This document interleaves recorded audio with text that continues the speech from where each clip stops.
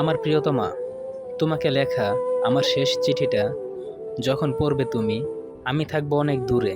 কালি নয়, এতে মিশে আছে আমার চোখের নোনা জল। কত কথা ছিল বলার, জমে আছে বুকের গভীরে। আজ সব শেষ, পড়ে আছে শুধু একরাশ শূন্যতার ঝড়।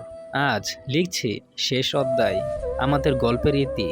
প্রতিটি অক্ষরে মিশে আছে আমাদের রঙিন স্মৃতি। তোমাকে আর জড়াবো না আমার এই বাঙ্গা জীবনে। ভালো থেকো প্রিয়তমা, আমার ঠিকানা এখন স্মৃতির নগরে। এই চিঠির শব্দগুলো কাঁপছে যন্ত্রণার ভারে, আমার ভাঙ্গা হৃদয় রক্ত দিয়ে লেখা তোমার দরবারে।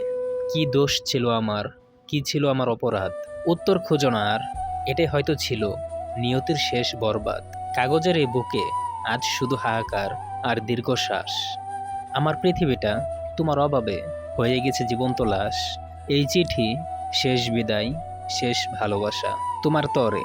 পারলে মনে রেখো, কেউ ভালোবেসেছিল নিজের থেকে অনেক বেশি।